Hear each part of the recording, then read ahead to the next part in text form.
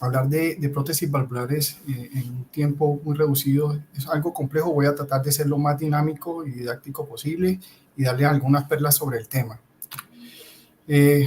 Traer a colación a la doctora Nina Starr Bramwell, que fue una persona que aportó mucho en todo este tema de las prótesis valvulares. En el año 59 ayudó a diseñar las primeras prótesis mitales de poliuretano flexible con correas de teflón probadas en perros.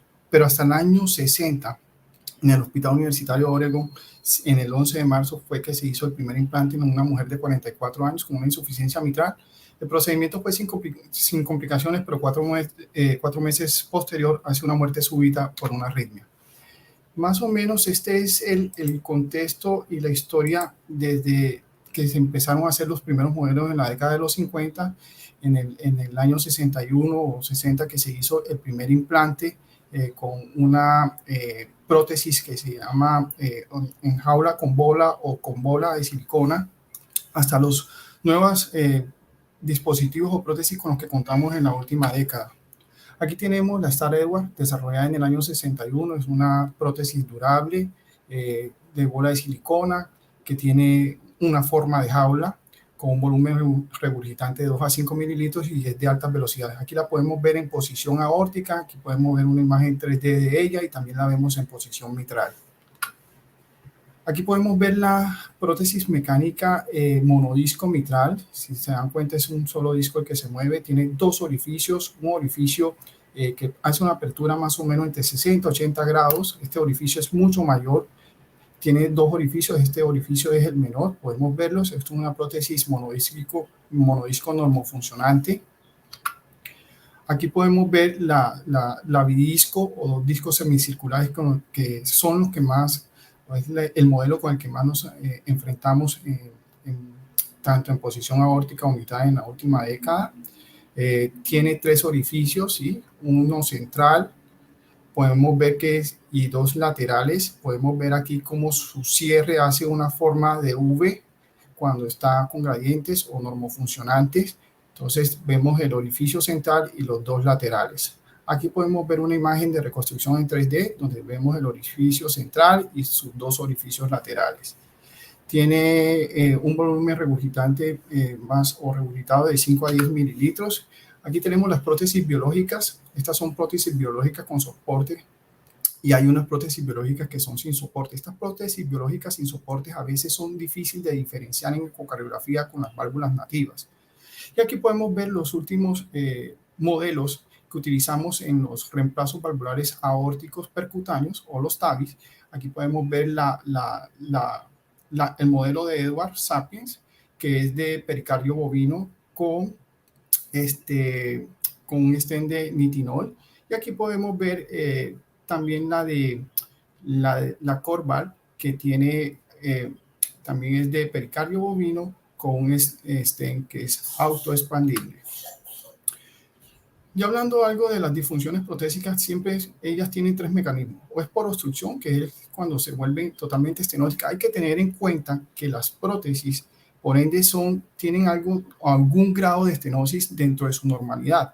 Pero dentro de sus mecanismos de disfunción está la obstrucción que nos lleva a una estenosis moderada o severa. Las regurgitaciones o insuficiencias, que podemos hablar que hay insuficiencias transprotésicas e insuficiencias paraprotésicas o paravalvulares, y las dehiscencias y la infección. Cuando estamos hablando de las obstrucciones de prótesis mitral, vamos a evaluar siempre lo que es la velocidad pico, el gradiente medio, el tiempo de impresión, el índice de velocidad Doppler, la integral de la prótesis, el área de orificio efectivo con ecuación de continuidad. En cuanto a la obstrucción de prótesis aórtica, velocidad pico, gradiente medio también, tiempo de aceleración, que no hacemos en las prótesis en posición mitral, el índice de velocidad Doppler y la integral de la prótesis y el área de orificio efectivo con la ecuación de continuidad. Hay que anotar que este índice de velocidad Doppler es el mismo que realizamos para estenosis aórtica, que es la relación de las integrales. Aquí podemos ver una prótesis mitral mecánica normofuncionante que ya la habíamos mostrado anteriormente. Fíjense cómo se ve de bonita en esta proyección medio esofágica con un orificio central y 2 laterales y su forma de V al momento de hacer el cierre de manera adecuada. Estas prótesis pueden tener unas insuficiencias que son normales, que en algunos perdón, que algunos en la literatura la denominan como lavados o lavados de la prótesis normales. Estos son por lo general unos jets que son muy cortos, unos jets incipientes que no llegan a medir más de 5 milímetros. En cambio, en la monodisco de Medtronic Hall, el orificio central en su oclusor puede llegar a tener un jet central que puede ser normal también, y este puede llegar a medir hasta 5 milímetros. Dependiendo del tipo de prótesis, la fracción de regurgitación puede ser normal del 10 al 15%, y en la prótesis biológica, la regurgitación intraprotésica no patológica puede llegar a ser del 10%. Aquí el jet es diferente en las biológicas porque es al momento de la coaptación y es central. Es muy frecuente su detección tras el implante, pero pasados los días disminuye la intensidad y este desaparece. Aquí podemos ver la ruptura de un velo de una prótesis biológica en posición mitral. Fíjense acá, y fíjense cómo ese jet es severo. Es un jet excéntrico dirigido hacia toda la pared posterior de la aurícula izquierda. Aquí vemos una dehiscencia del anillo protésico en una prótesis biológica en posición aórtica de predominio posterior, y lo que nos está dando esa dehiscencia es una fuga perivalvular posterior. En esta imagen del tracto de salida del ventrículo izquierdo, más o menos un medio esofágico a 120 grados.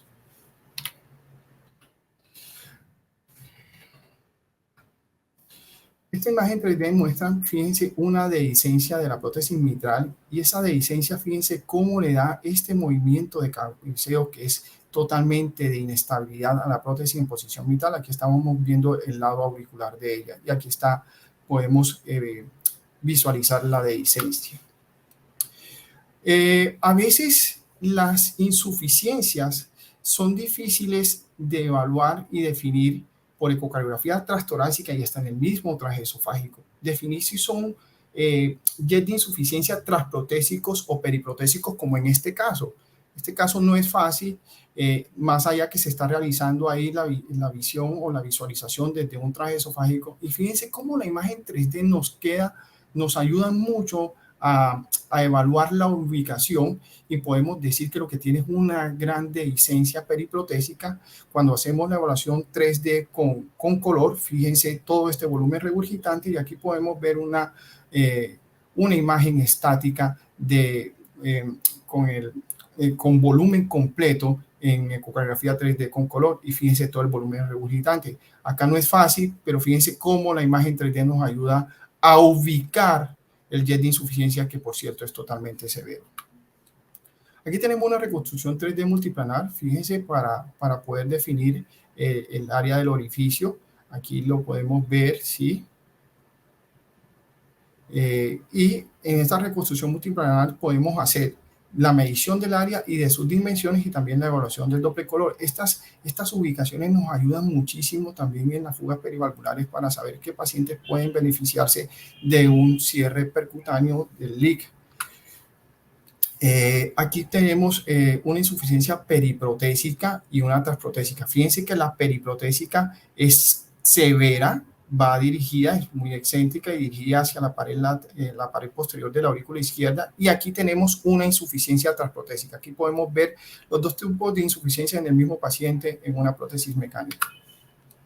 Aquí podemos ver una dehiscencia protésica también de una prótesis mitral, de una prótesis biológica en posición mitral, y fíjense la dehiscencia y el doble color, que es un volumen totalmente severo que se está devolviendo. Aquí podemos ver la dehiscencia en una insuficiencia periprotésica. Desde el lado auricular en 3D podemos evaluarla, medir su área también. Aquí estamos desde el lado ventricular. Aquí estamos viendo una imagen estática o fija de un paciente que tenía tres jets de insuficiencia periprotésicas. Hay 4 teorías de por qué la dehiscencia es más de las prótesis en posición mitral que de las que están en posición aórtica. Una, el anillo valvular mitral en la parte posterior está en un campo quirúrgico muy alejado para el cirujano, ¿sí? Lo que hace que el cirujano tenga una ventana limitada para realizar la sutura. Segundo, el cirujano puede intentar evitar dañar la arteria circunfleja, y lo que hace que a menudo esta sutura en la parte posterior sea muy superficial. Lo otro, recuerden que las calcificaciones y la fibrosis del anillo mitral o los cambios degenerativos tanto el aparato valvular mitral se dan más a nivel o en ubicación posterior. Tienen mayor prevalencia en esa zona, lo que resulta difícil a veces realizar una sutura correcta.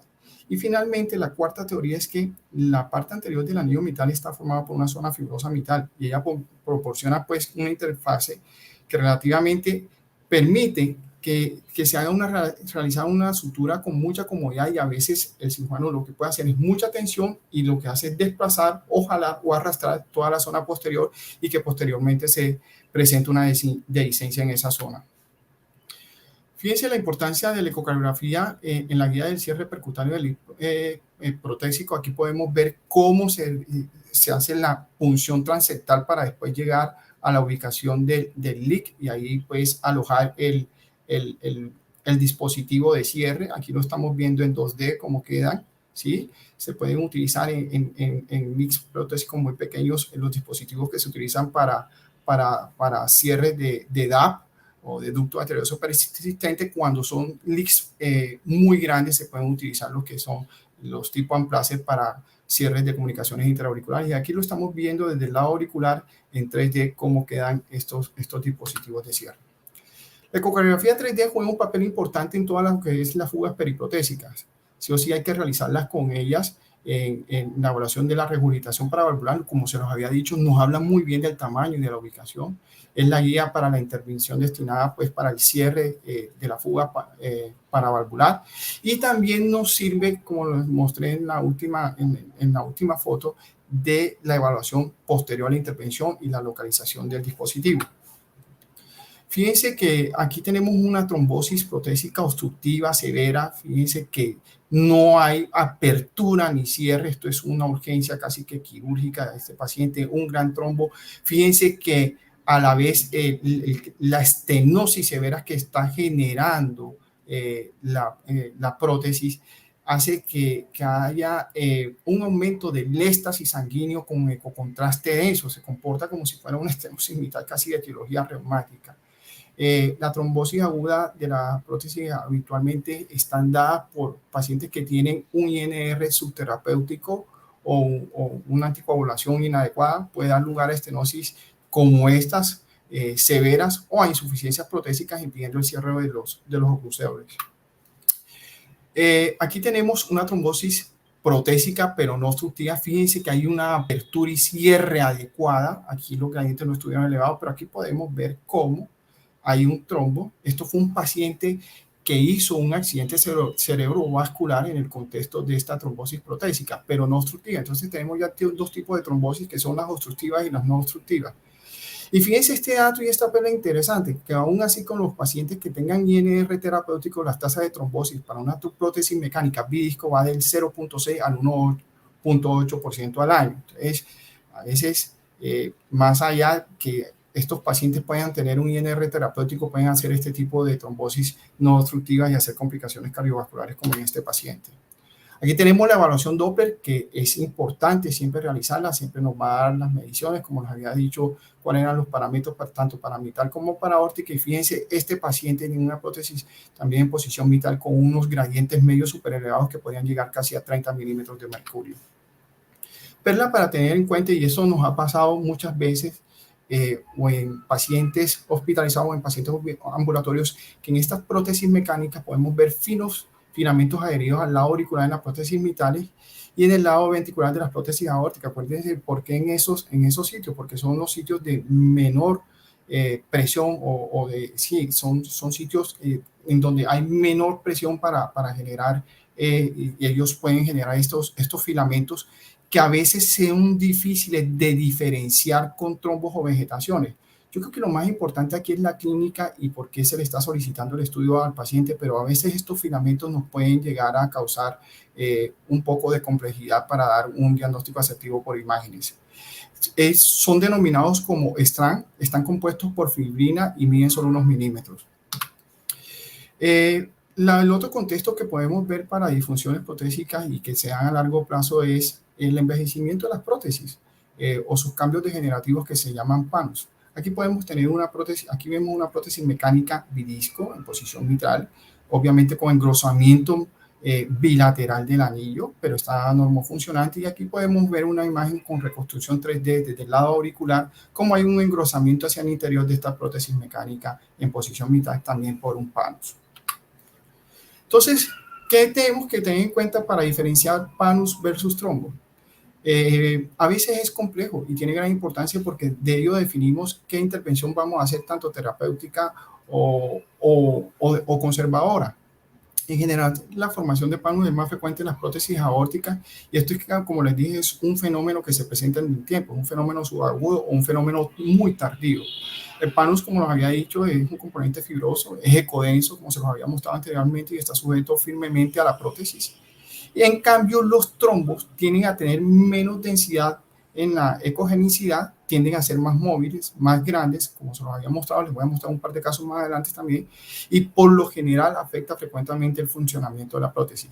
Si bien es cierto, hay que tener en cuenta lo que les había dicho, que hay unas trombosis que son obstructivas y otras no obstructivas, y aún así las no obstructivas presentan complicaciones cardiovasculares, como en el paciente que les presenté anteriormente. Estas son complicaciones de prótesis valvulares. Aquí tenemos una disfunción de una prótesis aórtica por estenosis secundaria a la inmovilidad severa de una de sus valvas. Si se dan cuenta que una de sus valvas es totalmente rígida, lo que genera una estenosis.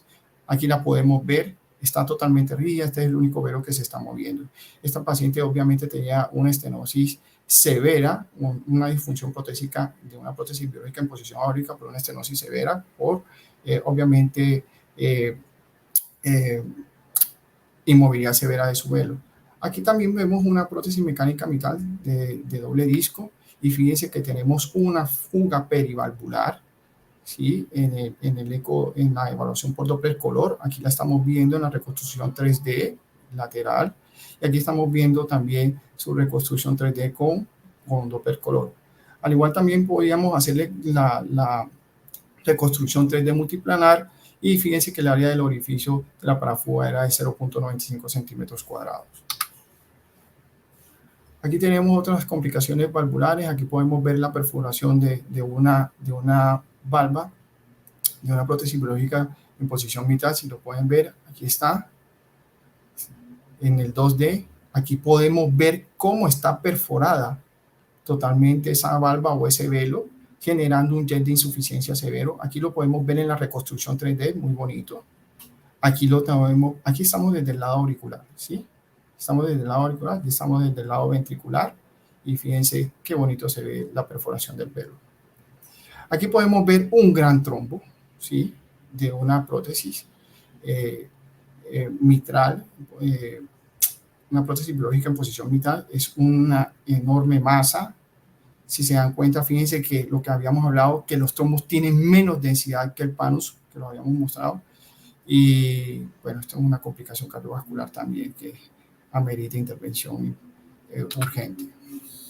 Aquí podemos ver también una disfunción de la prótesis mecánica por una trombosis aguda. Aquí podemos ver el trombo que limita el cierre adecuado y la apertura y cierre. Si lo pueden ver en 2D, es un trombo con unas dimensiones grandes, y aquí lo podemos ver en la reconstrucción 3D. Y aquí ya pasamos de lo que es obviamente las obstrucciones, las dehiscencias, las insuficiencias, y llegamos a una parte muy importante, que es la endocarditis protésica aórtica. La endocarditis protésica aórtica ocurre en el 3 al 6% de los pacientes con prótesis y tiene una mortalidad más elevada que las endocarditis de las válvulas nativas. Y esta mortalidad está entre el 20 al 80%. Aquí podemos ver una endocarditis de una prótesis biológica en posición aórtica. Pasa el mismo fenómeno que le estaba diciendo con aquellos filamentos o strand, y es que en las prótesis aórticas vamos a ver estas imágenes de vegetaciones más hacia el lado ventricular, y en las mitrales hacia el lado auricular. Aquí podemos ver también una imagen de vegetación en el lado auricular de este velo, que es el más anterior, ¿sí? Del más anterior, por una vegetación. La tasa anual de endocarditis tardía protésica es del 0.5%, sin diferencia entre si son prótesis mecánicas o biológicas. O sea, no hay diferencia de que una prótesis presente más probabilidad sufrir una endocarditis. Aquí tenemos también una endocarditis del anillo de una prótesis mecánica mitad. Aquí podemos ver esas imágenes de filamentos. A veces es difícil en este contexto y la clínica es la que nos va a ayudar. Si son trombos también lo que podemos ver, sobre todo porque son prótesis mecánicas, pero podemos ver que la apertura y el cierre de la prótesis estaba perfecto. La sensibilidad del ecocardiograma transesofágico es del 86% para el diagnóstico de endocarditis y su especificidad es muy buena, del 88 al 100%. O sea, en estos casos de pacientes en que tengan alta sospecha clínica para endocarditis, que sean portadores de prótesis, ya sea en posición mitral, aórtica o en cualquiera de ellas, siempre es bueno corroborar, aparte de las imágenes convencionales por ecografía transtorácica, con un ecocardiograma transesofágico, porque a veces pueden ser imágenes de vegetaciones muy pequeñas. Que la sensibilidad del ecocardiograma transesofágico es alta, es del 86%, y para el diagnóstico y para su especificidad es del 88 al 100%, sobre todo para descartar endocarditis. No sé si les había dicho que la importancia de siempre hacer o complementar este tipo de pacientes, más allá de las imágenes convencionales por transtorácico, la ecocardiografía transesofágica nos aporta mucha información y puede ser un buen complemento, y sobre todo en imágenes que pueden ser pequeñas. No sé si les alcancé a hablar de esta imagen, que a veces cuando son vegetaciones que son muy filiformes y pequeñas, sobre todo en prótesis mecánicas, sobre todo porque está localizada en el anillo, pueden llegar a confundirnos con trombos, pero aquí lo más importante es la clínica del paciente. Aquí estamos viendo otra vegetación, pero esta sobre el velo del lado auricular, de una prótesis biológica en posición mitral, en una proyección medio esofágica. Aquí podemos ver también una vegetación, una endocarditis de un paciente con una prótesis biológica en posición aórtica, y que además de eso tiene un gran acceso. Lo podemos ver en estas imágenes estáticas y en esta reconstrucción 3D. Aquí podemos ver lo que llamamos los accesos, que casi siempre son imágenes anecoicas, ¿sí? Fíjense que llega a ser hasta un aneurisma y llega a ser una fistulización en la parte posterior del anillo. Esto es una complicación, esto es una urgencia también que puede llegar a ser quirúrgica. Aquí tenemos otras vegetaciones en una prótesis biológica en posición mitral. Son unas grandes masas móviles en ambos velos y también que se localizan a nivel del anillo. Y por último, les voy a hablar de manera muy corta del mismatch, para que sepan, pues obviamente esto es lo que hablamos de ese problema, de ese desbalance prótesis paciente, como lo podemos ver y como lo hace la figura, que el pie no era para el tacón de la dama. Y se puede considerar que el mismatch está presente cuando el área efectiva de la válvula protésica después de su implante en el paciente es menor que el de la válvula humana normal o el que tenía predicho el paciente.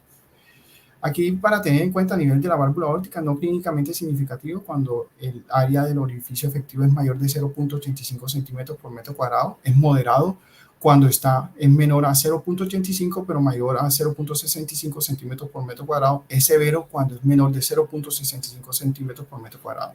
Y a nivel de la válvula mitral decimos que es leve a moderado cuando este área del orificio efectivo es menor de 1.2 centímetros por metro cuadrado, y es severo cuando es menor de 0.9 centímetros por metro cuadrado. Ya para terminar, estos mensajes para llevar a casa, la ecocardiografía transesofágica es una excelente herramienta diagnóstica que se suma y que complementa el ecograma transtorácico para evaluación de prótesis valvulares. Yo creo que en el contexto de la solicitud de por qué vamos a evaluar una prótesis valvular, si las podemos hacer con ecografía transtorácica convencional, la respuesta es sí, pero yo creo que en el contexto de complicaciones o que tengamos sospecha de disfunción protésica, siempre debe ir de la mano y complementarlas con ecocardiografía transesofágica, y en lo posible, si encontramos alguna de las alteraciones que les acabo anteriormente, hacer reconstrucciones 3D. Nos permite identificar el tipo de prótesis, su inserción en el anillo, su movimiento, las valvas, sus oclusores, el cierre y la apertura, así como la evaluación también por Doppler que podemos hacer para el cálculo de los gradientes, que eso lo podemos hacer desde el convencional también. Y es una herramienta imprescindible para descartar endocarditis en este tipo de pacientes. Fíjense que la mortalidad de estos pacientes por endocarditis es más alta que las endocarditis de válvulas nativas. Cierro con este mensaje, que los ecocardiografistas siempre se conocen con la evaluación de las valvulopatías. No es fácil, son temas muy complejos, y de las prótesis valvulares. Eso fue un mensaje que siempre nos dejó mi profesor Gustavo Restrepo. Muchas gracias nuevamente.